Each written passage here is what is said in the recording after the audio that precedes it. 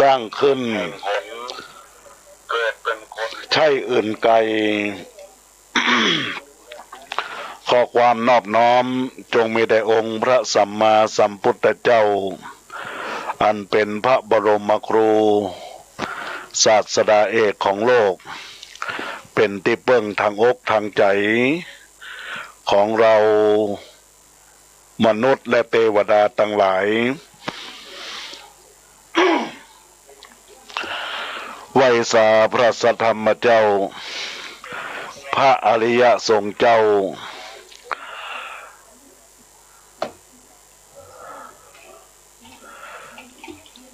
กราบนมัสการ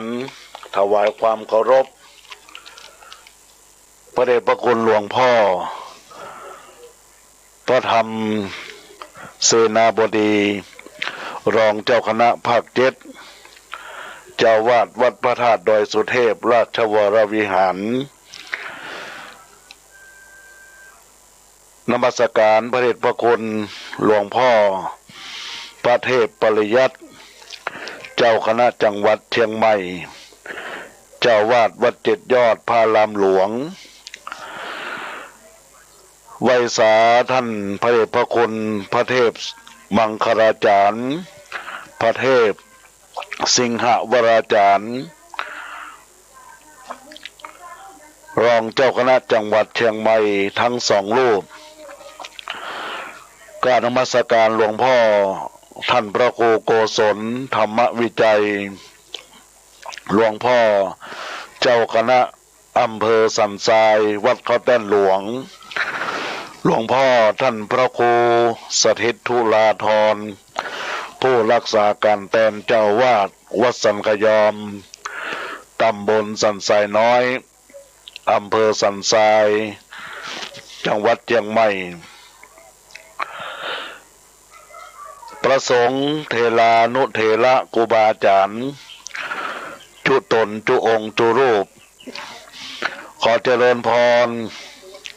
ธรรมสวัสดีกับบรรดาญาติโยมสาธุชนพุทธบริษัททั้งหลายทุกท่านทุกคนที่ท่านทั้งหลายกำลังน้อมรับฟังรายการธรรมะยามบ่ายขึ้นวิทยุเพื่อการศึกษาพระพุทธศาสนาและจริยธรรม FM 104.50 เมกะเฮิรตซ์วัดไฟหินในเวลาบ่ายโมงถึง2 โมงซึ่งอาตมาภาพพระครูประหลัดกิติพงศ์กิติโสพโนกำลังจัดรายการธรรมะยามบ่ายในคลื่นวิทยุ FM 104.50 และก็รับฟังในส่วนของการไลฟ์สดในส่วนของบรรดาญาติโยมสาธุชนท่านทั้งหลายซึ่งตะกี้นั้นบรรดาญาติโยม ก็คงได้รับฟังปราชญ์กลอนที่ได้ตกแต่งไว้ว่าเพราะบุญธรรมกรรมแต่งทุกแห่งหนเกิดเป็นคนชั่วดีชี้ให้เห็นสุขและทุกข์ร้อยอย่างต่างๆเป็นมิได้เว้นบุญกรรมนำบันดาลพระเป็นเจ้าองค์ใดที่ไหนบ้างเป็นผู้สร้างล้อวงในสงสารนอกจากนี้บุญหนุนนำกรรมบันดาลเป็นตัวการสร้างขึ้นใช่อื่นไกลนี่เป็นคำกลอนที่กล่าวว่าเมื่อบุญกุศลที่เราได้สร้างก็พยายามสร้างให้เป็นบุญกุศลที่เป็นกรรมดีพยายามเสริมเพิ่มบุญไปตลอดไปอย่าได้ห่างไกลนะญาติโยมท่านทั้งหลายซึ่งในโอกาสวันนี้เป็นวันที่15 เมษายนพุทธศักราช 2564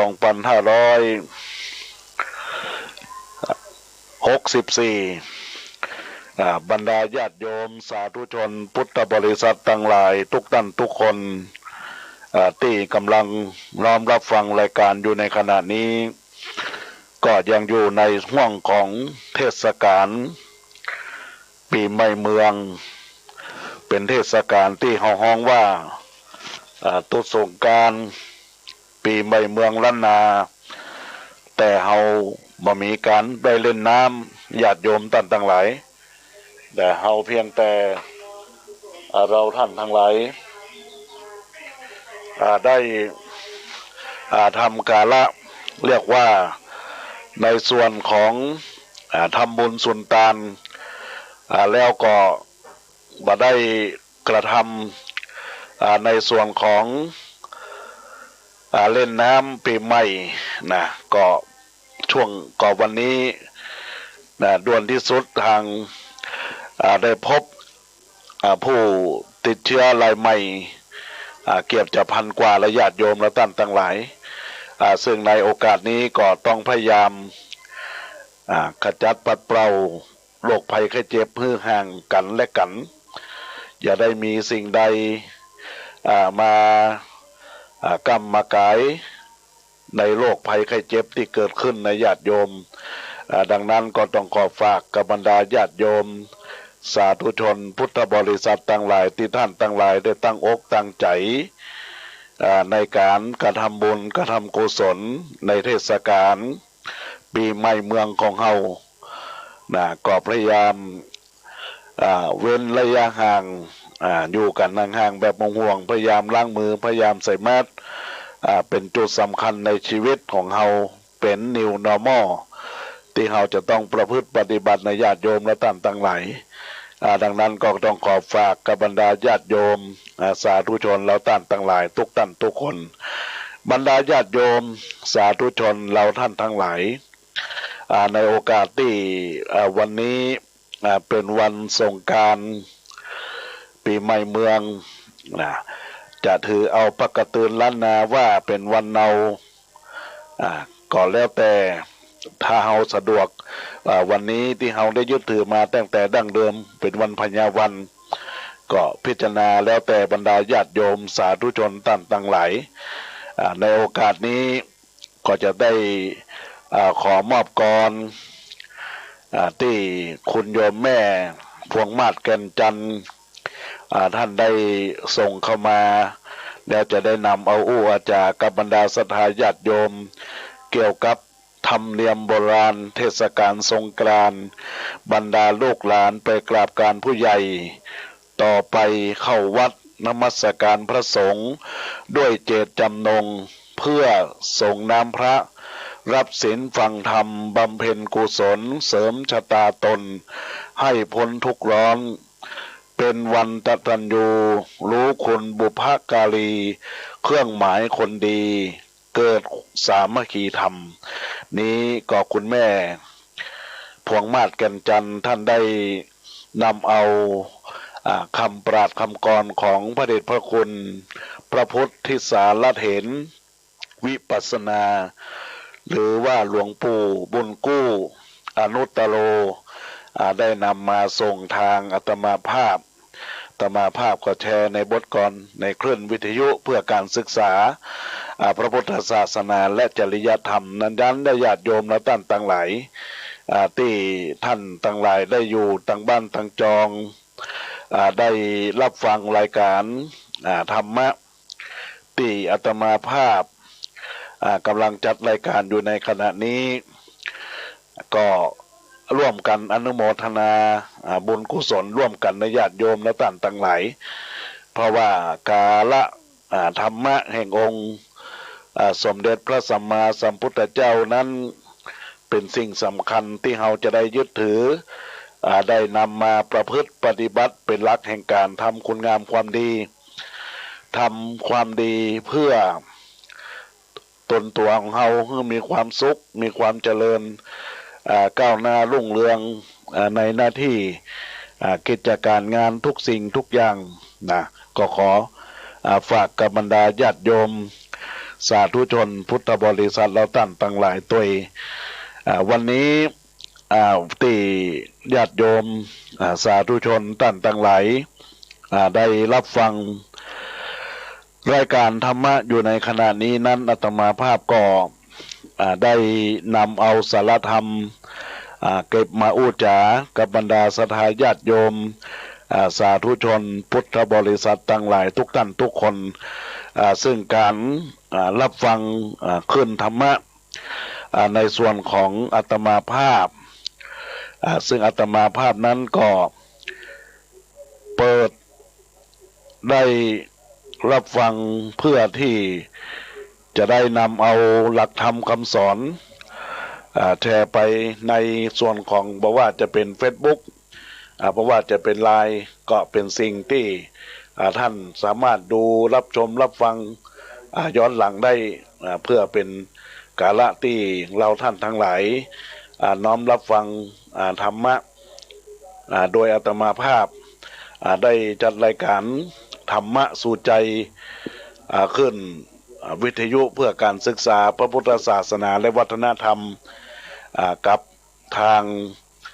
อาตมาภาพคณะสงฆ์วัดสันขยอมตำบลสันทรายน้อยอำเภอสันทรายจังหวัดเชียงใหม่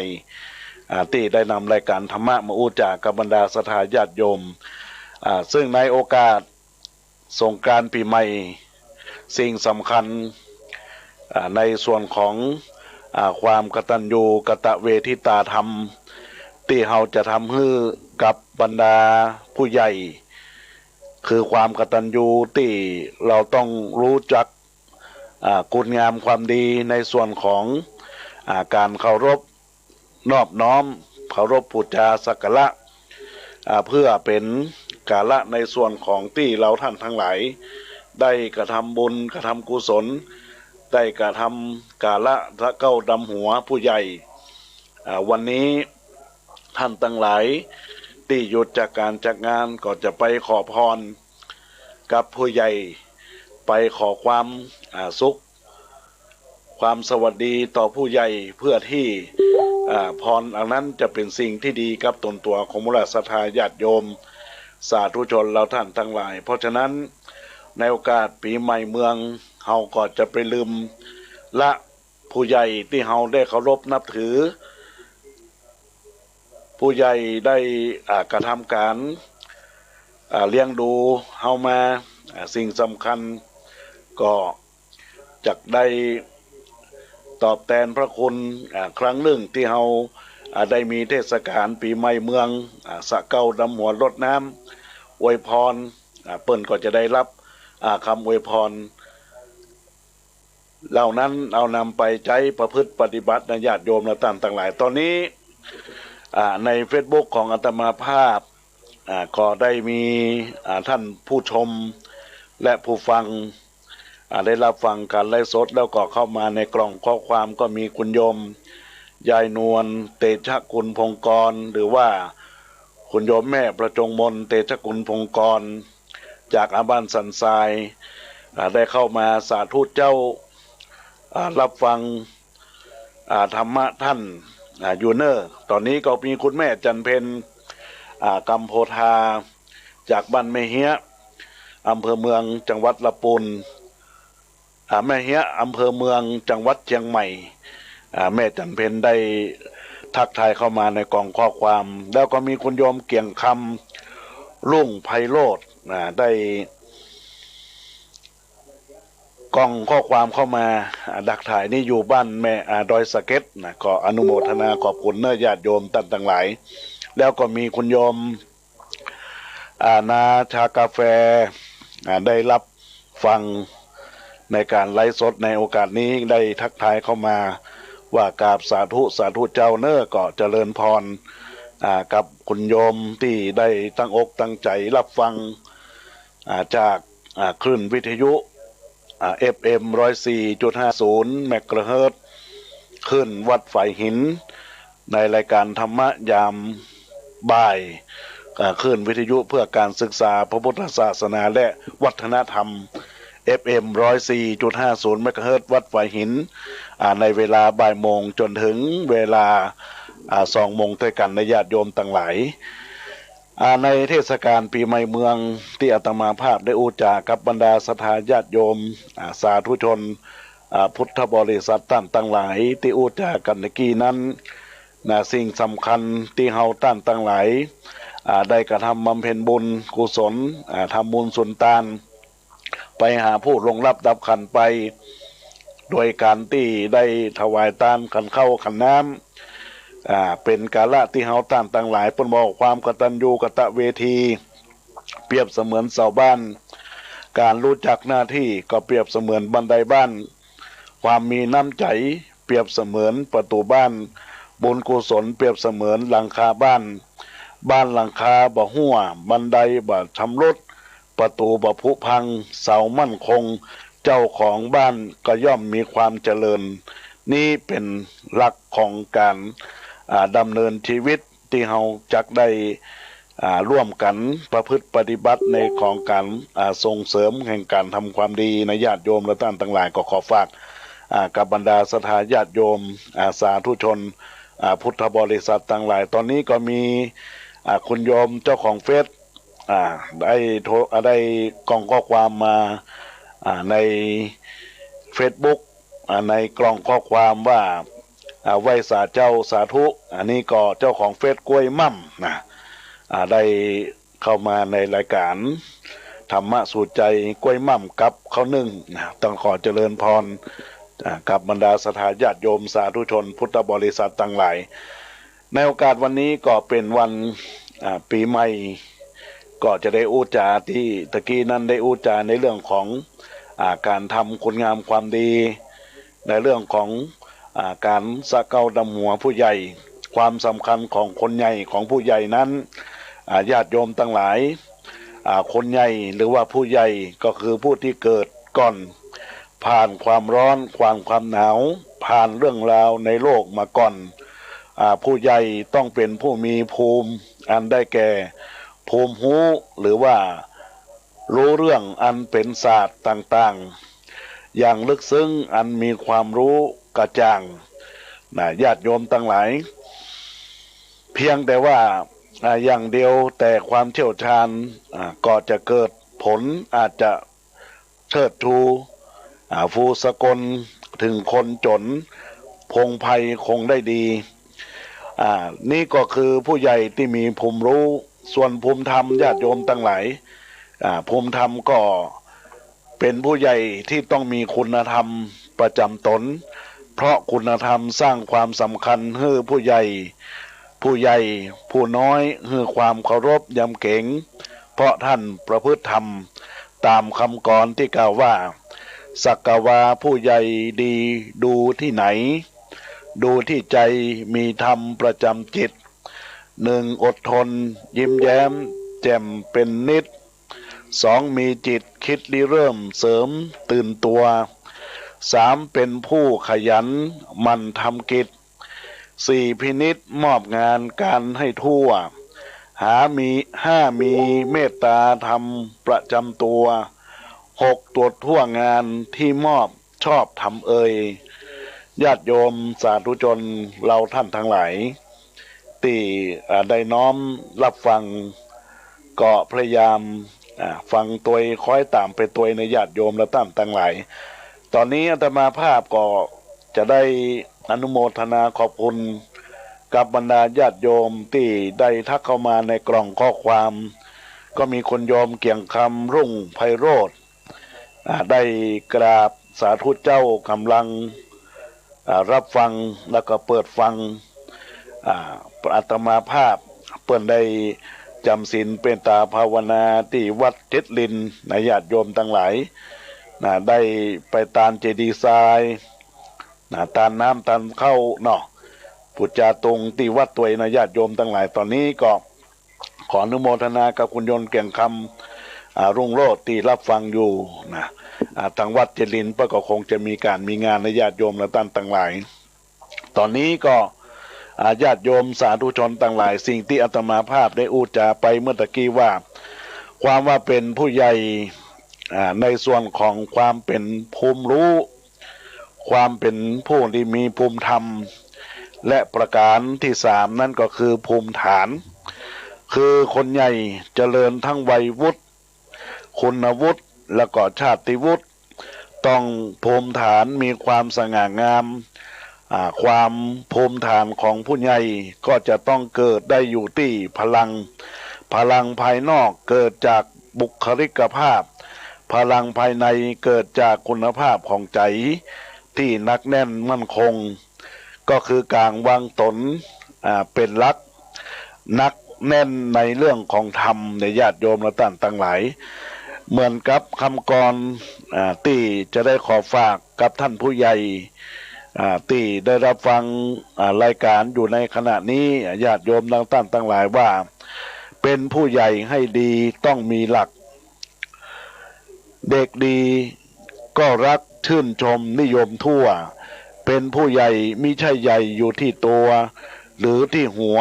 ขาวงอกเป็นดอกเราเป็นผู้ใหญ่ต้องรู้หลักของนักปราชญ์ให้โอกาสใช่ว่าจะด่าเขาเป็นผู้ใหญ่ต้องรู้จักความหนักเบามิใช่เอาแต่อำนาจเข้าฟาดฟันอันนี้แหละญาติโยมสาธุชน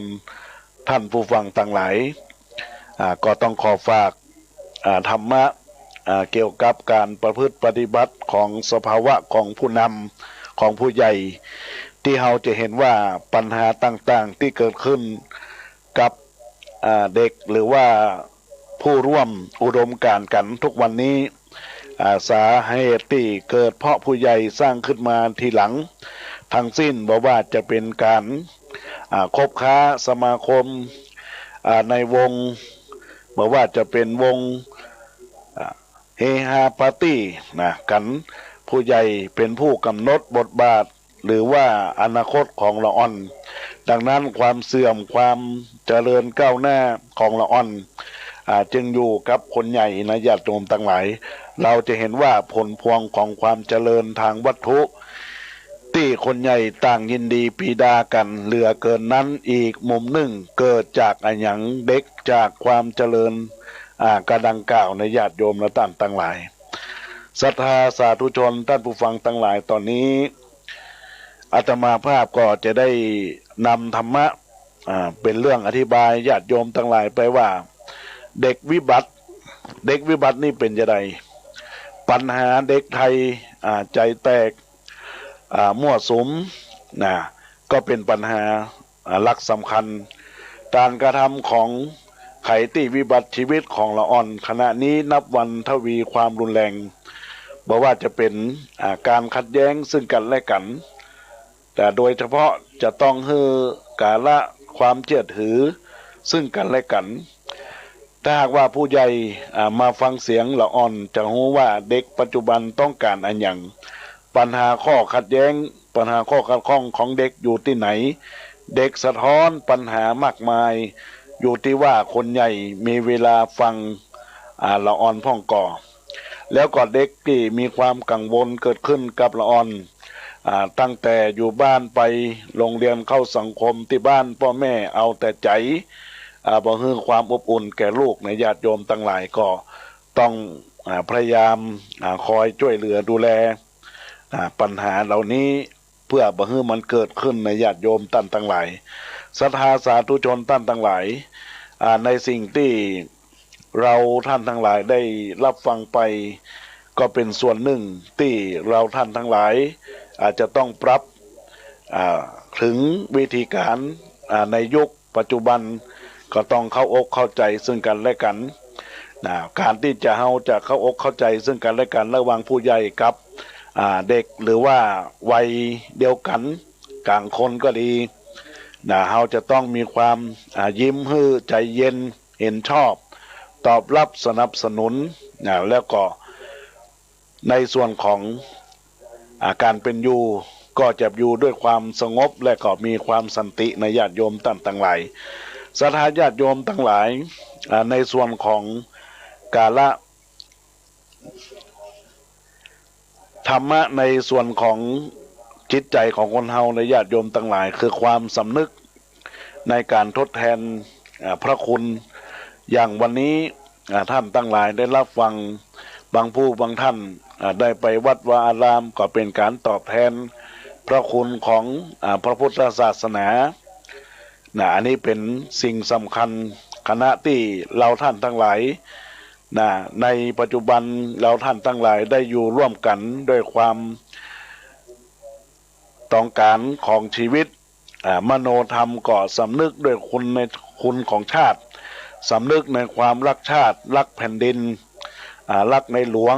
และก็บังเกิดความห่วงแหนเลือดรักชาติต้องเข้มแข็งต้องเข้มข้นเข้มแข็งประชาชนต้องปลูกจิตสำนึกด้วยความกตัญญูกตเวทิตาความรู้รักสามัคคีความเสียสละความจงรักภักดีและความพร้อมเพรียงชีวิตให้แก่ชาติและแผ่นดินอย่างกล้าหาญบ่หวั่นไหวเมื่อปลุกจิตสำนึกในญาติโยมดังกล่าวขึ้นมาแล้วต้องช่วยกันบ่มเพาะปลูกฝังคุณธรรมความดีลงไปในจิตใจของคนในชาติให้รู้จักทดแทนคุณอยู่4ประการการทดแทนพระคุณอยู่4ประการนั้นญาติโยมและท่านทั้งหลายก็ได้กล่าวว่าแทนคุณแผ่นดินแทนคุณศาสนาแทนคุณกษัตริย์แทนคุณค่าน้ำนมในส่วนของการแทนคุณด้วยการทำความดีบนแผ่นดินถ้าเปรียบแผ่นดินเหมือนต้นไม้คนไทยทั้งหลายก็เป็นเหมือนดังรากแก้วต้นไม้ก็จะเติบโตแข็งแรง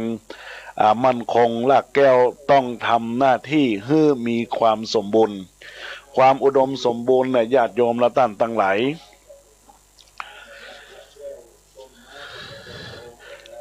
คือความมั่นคงของแผ่นดินเกิดจากการรากแก้วของแผ่นดินก็คือคนไทยทุกคนต้องรักชาติรักแผ่นดินรักเฮาชาวไทยต้องบ่ลืมกันเหมือนคำกล่าวที่บ้านประวัติศาสตร์ชาติไทยเนี่ยจารึกหูว่าเลือกคนบุกรุกกี่คนกี่หนไทยทุกผู้สู้ต่อตาการตายย่อมไว้ชีวิตย่อมไว้ชนถมร่างตนบนพื้นแผ่นดินไทยสู้จนเลือดหยดสุดท้ายหมายพิทักษ์ด้วยความฮักแผ่นดินถิ่นอาศัยรักเอกราชชาติเชื้อเหนือสิ่งใดล้อมหัวใจไทยรวมร่วมประจันความแก้วกล้าสามัคคีภักดีชาติไทยสามารถกู้แผ่นดินประเทศรวมเขตขั้นทัพเจ้าตากมากทหารชาญกระชันอาชะกันเข้าโรมรันลิปูกู้ปัตภีอันนี้ก็บรรดาญาติโยมสาธุชนทั้งหลายนี่เป็นมโนธรรมสำนึกในการทดแทนของแผ่นดินไทยกว่าจะลบสู้กันมาต้องกอบกู้เอกราชหลายอย่างหลายประการญาติโยมท่านทั้งหลายแล้วก็การที่เราจะเข้าใจเข้าถึงพัฒนาก็ต้องพยายามทำปฏิบัติตามพระราชดำรัสของในหลวงของเฮาเพราะว่าจะเป็นในรัชกาลที่9และก็รัชกาลที่10ต้องสำนึกนอบน้อมใส่เกล้าใส่กระหม่อมประพฤติเพื่อเป็นการทดแทนคุณของแผ่นดินจนเป็นพลังของแผ่นดินไทยญาติโยมท่านทั้งหลายตอนนี้ก็ขอทักทายกับคุณครูนฤนทร์ รัตน์วรรณาได้เข้ามาทักทายในกล่องข้อความว่าสาธุเจ้าก็เจริญพรกับแม่ครูแม่ครูอ้อมนฤนทร์ รัตน์วรรณาจากบ้านปะเซ้าอำเภอเมืองจังหวัดลำพูนเนอตีได้ทักทายเข้ามาและกล่องข้อความแล้วก็กำลังรับชมรับฟังการไลฟ์สดของ Facebook กิตติพงศ์กิติโสพโนเพจธรรมะสู่ใจเพื่อสันติภาพญาติโยมทั้งหลายก็รับฟังไปก็คล้อยตามสิ่งที่อาตมาภาพได้ได้จากกับบรรดาศรัทธาญาติโยมสาธุชนในรายการธรรมะยามบ่ายธรรมะสู่ใจสู่สันติภาพในญาติโยมท่านทั้งหลายตอนนี้ในส่วนของไลน์ก็ขอทักทายกับคุณโยมวิชัยหรือว่าจะวิชัยได้ทักทายเข้ามาซึ่งกำลังรับฟังแล้วก็กำลังรับชม ในส่วนของการไลฟ์สดซึ่งก็ได้ทักทายเข้ามาว่ากระผมจากวิชัยจากบ้านปักกองอำเภอสารปีทักทายเข้ามาก็ขอเจริญพรกับคุณโยมที่รับฟังอยู่ในขณะนี้ในญาติโยมท่านต่างหลายตอนนี้อาตมาภาพก็จะได้นำในเรื่องของการทดแทนศาสนาโลกร่มเย็นดับเข็นด้วยศาสนาคนไทยทุกคนต้องปฏิบัติตามหลักคำสอนของศาสดาในศาสนาที่ตนนับถือคำสอนของทุกศาสนาจะสร้างคุณค่าให้แก่ชีวิตการแทนคุณศาสนาก็ต้องวิธีประพฤติปฏิบัติตามหลักคำสอนของศาสนานั้นๆด้วยความเคารพฮือสมกับคำว่าที่ว่ามีลูกไว้พึ่งพามีศาสนาไว้พึ่งใจถ้าคนเฮาท่านต่างหลายเข้าถึงธรรมหรือธรรมก็เข้าถึงคนผลที่เกิดก็คือสันติภาพคนถึงธรรมธรรมถึงคนผลจะเกิดสิ่งประเสริฐคือปัญญาคุณค่ายิ่งมันใคร่ครวญทุกเวลาอย่าประวิงใจหยุดนิ่งสงบซึ้งจะถึงธรรมอันนี้แหละญาติโยมทั้งหลายสิ่งที่เราท่านทั้งหลายจะต้องทดแทนพระคุณของศาสนาก็คือการที่เราได้ระลึกถึงธรรมปฏิบัติตามธรรมเพื่อให้เกิดสติให้เกิดปัญญาแล้วก็นำพาซึ่งความสงบในตัวตนของเฮาท่านทั้งหลายญาติโยมทั้งหลายแทนคุณกษัตริย์คนไทยต้องสำนึกในมหากรุณาธิคุณดวงใจทุกดวงในแผ่นดินต้องแสดงความจงรักภักดีคือปรากฏโดยจิตสำนึกแห่งความเทิดทูนในคัมภีร์โลกนิติและในพระไตรปิฎกพระพุทธองค์ทรงตรัสว่าข้าราชบริพารควรตระหนักแก่ใจเสมอว่าพระราชาปัจจัยสหายของเฮาพระองค์ท่านเป็นเจ้าชีวิตของเฮาพระราชาได้ชื่อพระเจ้าเหนือหัวเป็นเจ้าแผ่นดินเป็นเจ้าสูงศักดิ์เป็นเจ้าสมุติเทพเป็นผู้สร้างให้กับชาวเมืองให้ความเคารพยศย่องเทิดทูนไว้เหนือเกล้าเหนือกระหม่อมพระองค์ท่านก็คือเจ้าชีวิตเฮาชาวไทยต้องพร้อมใจกันทดแทนพระองค์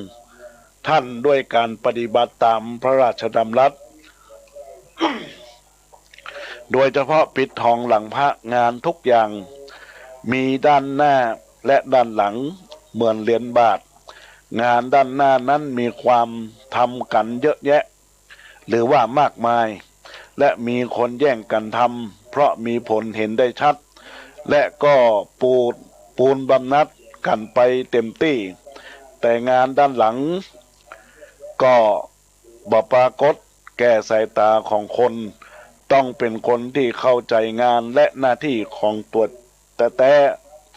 ตัวจริงๆจึงจะทำได้และก็ต้องเสียสละด้วยเพราะงานด้านหลังเป็นงานปิดทองหลังพระถ้าทำดีแล้วต้องบ่เห็นปรากฏและต้องยอมรับว่าจะบ่ได้อันหยังตอบแทนเลยนอกจากความภูมิใจในการทำงานในหน้าที่ของตนเท่านั้นการแทนค่าน้ำนมผู้เป็นลูกต้องรู้คุณแม่คุณพ่อต้องบ่ทำให้ต้านผิดหวังแล้วก็ดังนั้นลูกของพ่อของแม่ก็ต้องบ่เลวมีวิธีแทนคุณคือบ่ดื้อบ่ด้านบ่ร้านบ่ชนบ่ซุกบ่ชนบ่เป็นคนเผลอใจบ่เป็นเด็กไฟต่ำอย่าลืมตัวเหมือนคำนักปราชญ์ว่าลูกทำดีได้ดีต้องดีแน่ลูกที่แท้ทำดีได้ใช่เสื่อมสูญลูกทำชั่วได้ชั่วเพิ่มพูนลูกจะสูญชาติเปล่าไม่เข้ากันนี่ก็คือการทดแทนพระคุณของค่าน้ำนมในญาติโยมเหล่าต่างต่างหลายดังนั้นแล้วในส่วนของที่อาตมาภาพได้นำเอาในเรื่องของมโนธรรม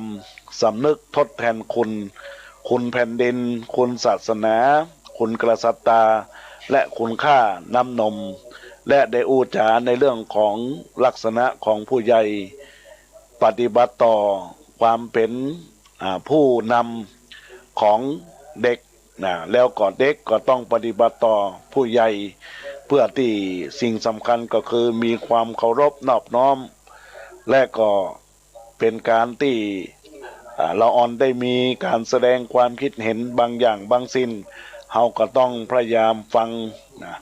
โลกประเดี๋ยวนี้ญาติโยมทั้งหลายมันเปลี่ยนแปลงไปหลายๆด้านและญาติโยมนะพยายามต้องคอยตามนะปฏิบัติตามก็จะได้ผลประโยชน์โดยการมีความเข้าใจซึ่งกันและกันในญาติโยมดังนั้นก็ขอฝากธรรมะกับบรรดาศรัทธาญาติโยมในวันเทศกาลปีใหม่เมืองที่ได้มากาละถึงกับบรรดาศรัทธาญาติโยมสาธุชนท่านทั้งหลายตอนนี้ก็ขอเจริญพรกับคุณโยมสุพินชัยจินดาได้ทักทายเข้ามา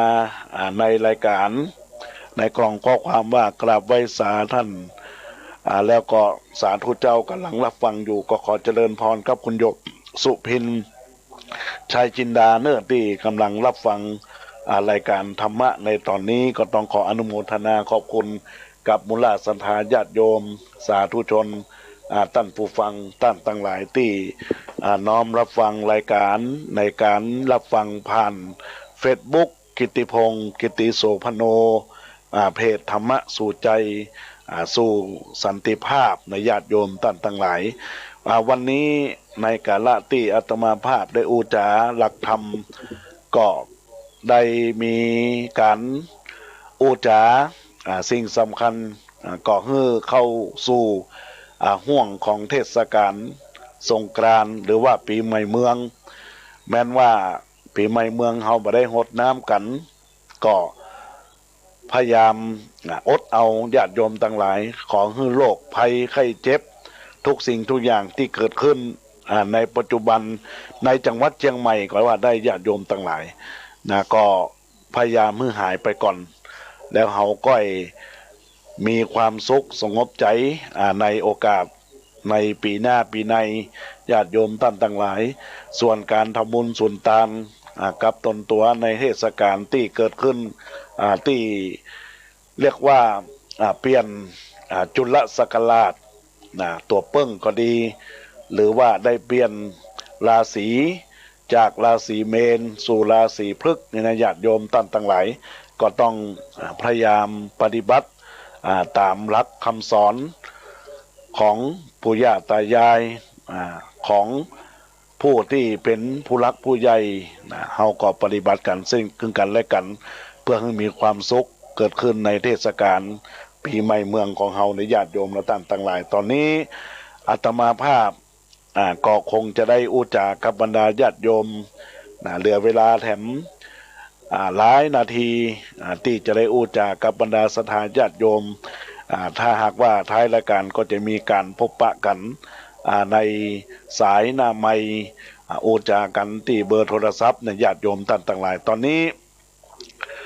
ในเทศกาลปีใหม่เมืองสิ่งที่สำคัญ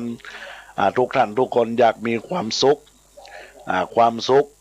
ที่เกิดขึ้นกับตนตัวของเฮาญาติโยมทั้งหลายความสุขนั้นคืออันหยังสิ่งที่คนเฮานะมีความปรารถนากัน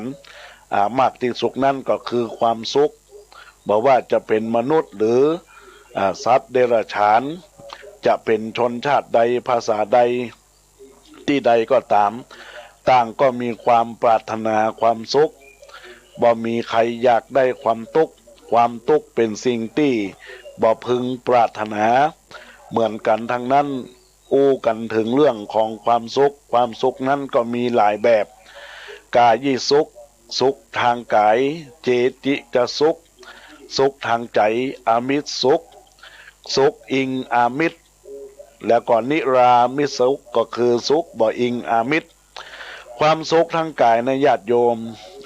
ตั้งหลายถ้าจะอธิบายกับบรรดาญาติโยมตั้งหลายที่กำลังรับฟังตอนนี้ก็พยายามคล้อยฟังตามไปพิจารณาไปว่าความสุขทางกายก็คือร่างกายที่มีความปกติครบถ้วนตามธรรมชาติที่เป็นมาปราศจากโลกาพยาธิมาเบียดเบียน มีอิริยาบถทั้งสี่ประการคือยืนเดินนั่งนอนอย่างเป็นสุขโดยสะดวกสบายความสุขทางใจหมายถึงใจเป็นปกติอันความทุกข์อย่างใดอย่างหนึ่งมิได้ถูกต้องพองพานมีความเบิกบานด้วยอำนาจปิติและได้โสมนัสหรือว่าได้ความสงบใจหรือสงบจากสิ่งที่เป็นข้าศึกอันได้แก่กิเลสานุสัยและราคะโลโทสะโมหะอันนี้ได้เป็นต้นญาติโยมทั้งหลายตอนนี้ก็ขอเจริญพรทักทายกับคุณโยมแม่มาลีณพิกุลเนอร์ตี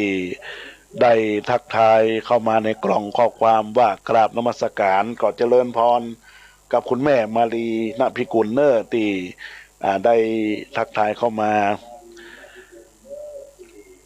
ญาติโยมทั้งหลายความสุขสองประการนี้ความเป็นความสัมพันธ์เนื่องถึงกันเมื่อกายเป็นสุขใจพลอยเป็นสุขไปตัวหรือเมื่อใจเป็นสุขก็พลอยอยู่เป็นสุขตัวแต่การที่ท่านแยกออกจากกันแล้วก็เพราะความ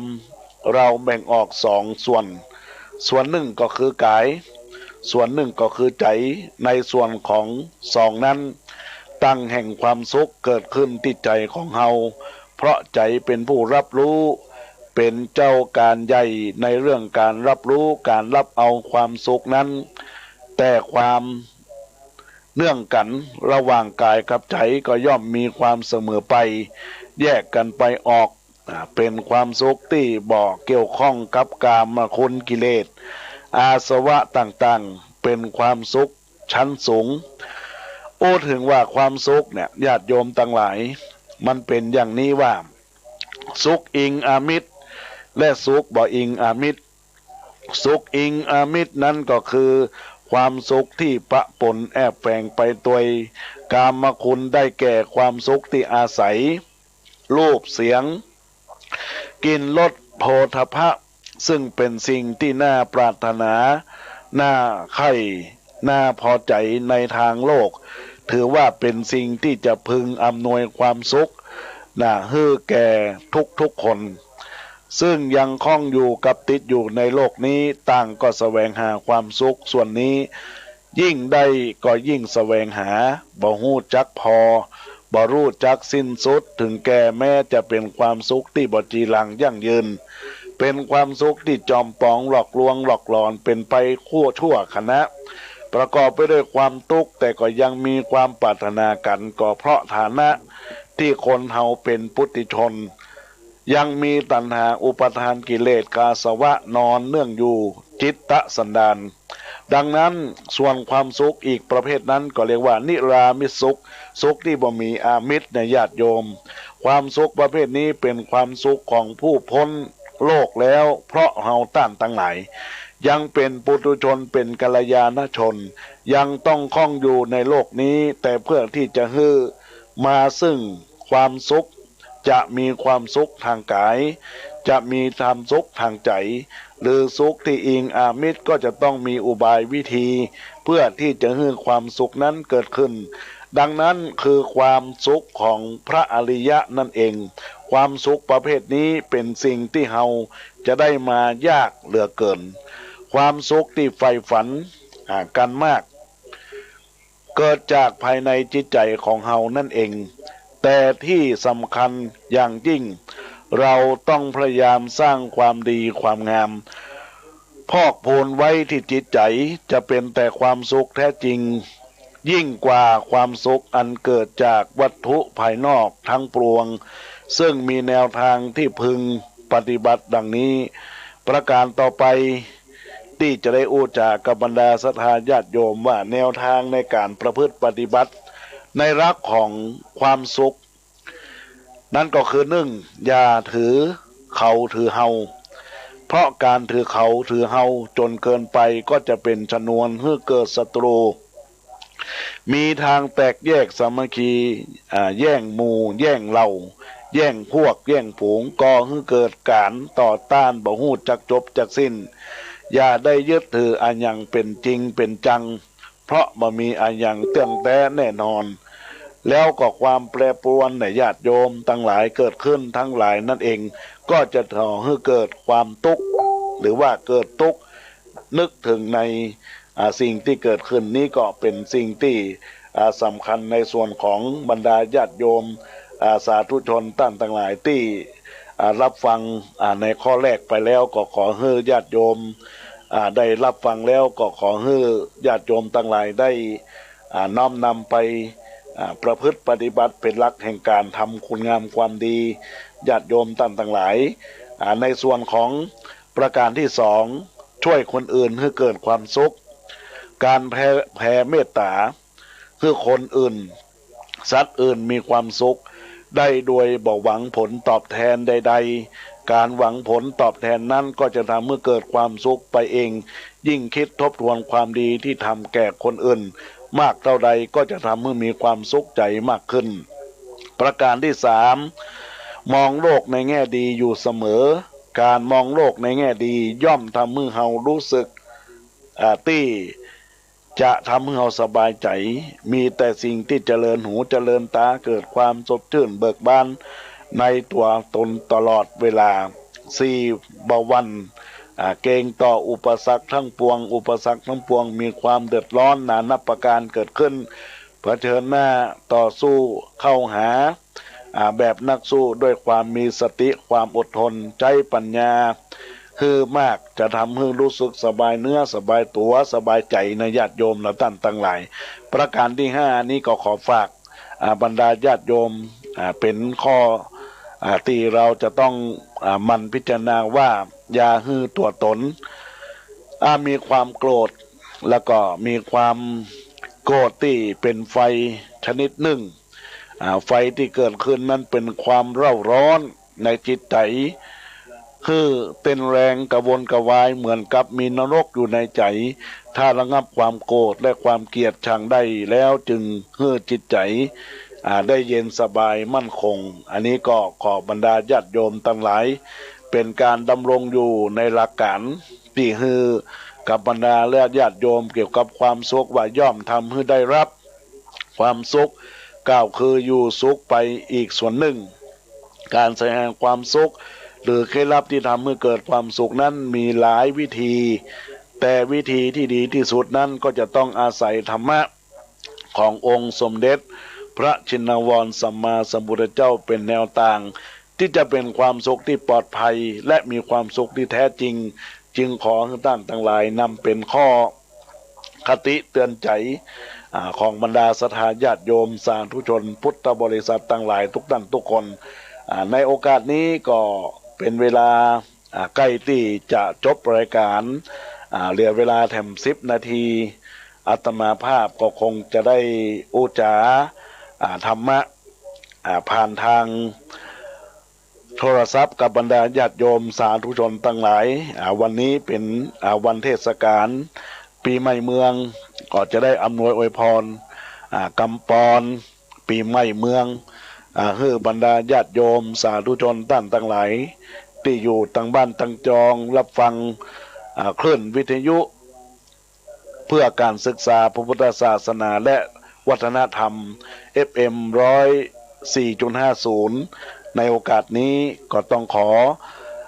อำนวยอวยพรผ่านทางคลื่นวิทยุอำนวยพรผ่านทางการไลฟ์สดในเฟซกิติพงศ์กิติโสพโนแล้วก็ญาติโยมทั้งหลายตอนนี้ก็มีท่านอาจารย์วิทิตาเบาจิตหรือว่าอาจารย์ลุงอ้วนจากโรงเรียนสวนองุ่นอำเภอสันทรายได้ทักทายเข้ามาในรายการธรรมะวาสาธุเจ้าก็เจริญพรกับคุณโยมอาจารย์เตเนอร์ที่ได้ทักทายเข้ามาในกล่องข้อความของFacebook ของอาตมาภาพในโอกาสนี้ก็ต้องขอเจริญพรกับบรรดาศรัทธาญาติโยม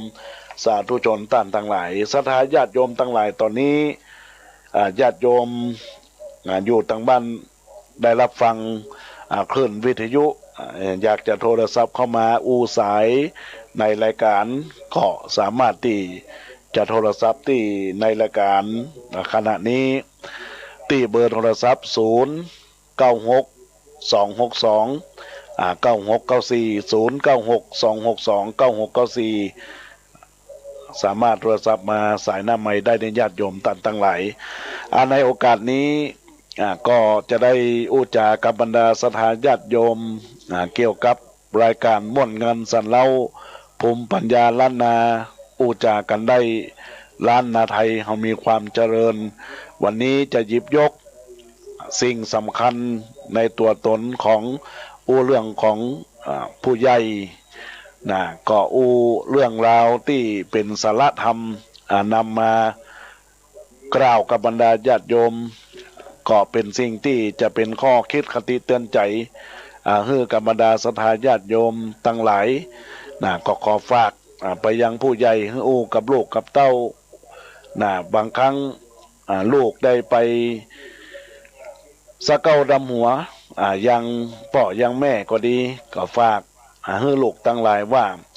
ลูกตัวใหญ่ๆก็คือลูกที่ได้ผ่านคุณค่าของชีวิตในการเลี้ยงดูปูเสียกันมาตั้งแต่ละอ่อนก็พยายามนำเอาสาระสำคัญที่จะกับลูกเต้าก็คือพยายามอยู่ถ้อยฟังกรรมญาติโยมทั้งหลายเป็นสิ่งที่เราจะต้องปรารถนาซึ่งกันและกันในญาติโยมท่านทั้งหลายตอนนี้ก็ขอเจริญพรกับคุณโยมแม่ครูเปรมจิตอุปพันธ์ได้ทักทายเข้ามาในกล่องข้อความว่าสาธุค่าก็เจริญพรกับคุณโยมแม่ครูเปรมจิตอุปพันธ์แล้วก็เจริญพรกับคุณโยมประอัมไพวีรสะบ้านต้นพึ่งตำบลเมืองง่าอำเภอเมืองจังหวัดลำพูนได้โทรศัพท์เข้ามาอู้จ๋าในรายการธรรมะในโอกาสนี้ก็ขออนุโมทนาขอบคุณในญาติโยมและท่านทั้งหลายที่ทักทายเข้ามาหรือว่ากำลังรับชมรับฟังรายการธรรมะในโอกาสที่อาตมาภาพได้จัดรายการอยู่ในขณะนี้เพื่อเป็นการอู้จ๋าในสิ่งที่ดีในญาติโยมทั้งหลายเพราะว่าสิ่งที่เราท่านทั้งหลายอยากจะร่วมกันเป็นบุญเป็นกุศลก็คือการสร้างบุญกุศลโดยการทำความดีในหลักทางพุทธศาสนาก็ว่ารักษาศีลเมตตาภาวนาการรักษาศีลการฮือกันเมตตาภาวนานั้นเป็นยอดแห่งการที่เราท่านทั้งหลายต้องมีความรักความหวงแหนซึ่งกันและกันเราท่านทั้งหลายที่อยู่ร่วมกันแล้วต้องอยู่ด้วยความสงบด้วยความผาสุกถ้าหากว่ามันมีหลักธรรมนำไปใช้ก็ต้องมีการทะเลาะเบาแวงกันซึ่งกันและกันดังนั้นก็ต้องขอฝากกับบรรดาญาติโยมสาธุชนสารธรรมที่นำมาอู้จากับบรรดาญาติโยมสาธุชนทั้งหลายที่ในโอกาสนี้ก็ขอฝากกับทุกท่านทุกคนในรายการธรรมะยามบ่ายในโอกาสนี้ที่ได้อู้ได้จากับบรรดาศรัทธาญาติโยมสาธุชนพุทธบริษัทเราท่านทั้งหลายเนอะญาติโยมทั้งหลายวันนี้ก็จะได้ฝากภาษากำเมืองกับบรรดาญาติโยมสาธุชนทั้งหลายเนาะใครว่าวันนี้เป็นวันปีใหม่เมืองก็จะอู้จากำเมืองเปิ้นว่าเงืดก็แปลว่าบ่เข้าใจขัดใจก็แปลว่าเร็วๆเซียวก็แปลว่าเปื้อนเฮือนก็แปลว่าบ้านชานก็แปลว่าเหาะเหมาะก็แปลว่าอร่อยบ่าน้อยก็แปลว่ามะละกุกุมะมะก็แปลว่าบ่ค่อยเก่งเฮ่งแปลว่ารีบกีดก็แปลว่าคับแคบแลบก็แปลว่าผอมบ่อ้วนน่วมก็แปลว่านิ่มคิงก็แปลว่าคุณบุญก็แปลว่าไปข้างหน้าบาตาก็แปลว่ายังบ่พร้อมง่อมก็แปลว่าเง่าหงอยห้อยก็แปลว่าแขนแฟนก็แปลว่ากิ๊กสายหัวลุกเล็กแปลว่าบ่เอาอย่างสักอย่าง อันนี้ก็ขอฝากกับบรรดาศรัทธาญาติโยมสาธุชนพุทธบริษัททั้งหลายตอนนี้ก็ขอทักทายกับคุณโยมอัมไพวีรสะจากบ้านต้นพึ่งเนอที่ได้ทักทายเข้ามาอุจาในรายการว่าสวัสดีปีใหม่เจ้าท่านโชคดีปีใหม่เนอเจ้าสาธุสาธุเจ้าก็อนุโมทนาโชคดีปีใหม่เหมือนเดียวเช่นเดียวกันเนอคุณโยมอัมไพวีรสะจากบ้านต้นพึ่งที่ได้อุจาในทักทายเข้ามาในกล่องข้อความ Facebook ของอาตมาภาพในโอกาสนี้ก็จะต้องขอ อนุโมทนากับบุญญาศรัทธาญาติโยมสาธุชนพุทธบริษัททั้งหลายทุกท่านทุกคนในรายการธรรมะยามบ่ายโมงจนถึงบ่าย2 โมงในโอกาสนี้จะได้ปันโชคปันใจกับบรรดาศรัทธาญาติโยมสาธุชนว่าฮือสุขทุกปีฮือดีทุกคราฮือสุขอุราฮือมีลางพาโจกใหญ่สุขกายสุขใจคิดสิ่งใดสมปองอย่าเจ็บอย่าจนอย่ามนอย่าหมองฮือร่ำฮือรวยได้รับเงินทองได้เข้าได้ของถูกหวยรวยแชร์ขออัญเชิญเทพเจ้าเจดีย์สิหิงทองทิพมีเดกาเสตังคะมณีเหลืองลุ่งโลดแอจงช่วยปกค้ากล่าวถ้อยอวยชัยอายุยืนยิ่ง100 พรรษาวันณะพองโสภาเปรียบฝ้ายสุขะจุงสุขาสุขยิ่งมีเฮยพลังพ้นจากสิ่งหายตราบเสียงจีวังขอบรรดาท่านสาธุชนท่านผู้ฟังต่างหลายจงมีความสุขใจปรารถนาสิ่งใดอย่าได้ขัดข้องวอนสิ่งศักดิ์สิทธิ์สถิตทั่วห้องได้มาคุ้มครองแวดไว้คือมีเข้าของเงินทองเครื่องใจอย่าทุกโศกไม่เกียงกาอายุวันณะคุณพระอาษาพระญาที่โลกาบ่มาไกลๆแม่นคือสิ่งสังก็ขอฮือพันใดสภะป่วยภัยสิ่งหายจงสุขสำราญจื่นบานเงียมมาอย่าทุกโศกเศร้าท่ารุนเพื่อเป็นติฮักคนทั่วสากลจุผู้คนเหมือนกันทั่วหน้าเหมือนกันทั่วหน้าประสิทธิพรสวัสดีเจริญศรีเจริญชนเจริญสุขเจริญผลเสมอสมัยนิราชทุกข์นิราชโศกนิราชโลกนิราชภัยประสงค์ทรัพย์กุศลใดขอให้สมประสงค์เทินขอเจริญพรในวันสงกรานต์ปีใหม่เมืองเพื่อท่านทั้งหลายได้มีความสุขกายสบายใจทุกท่านทุกคนขอเจริญพร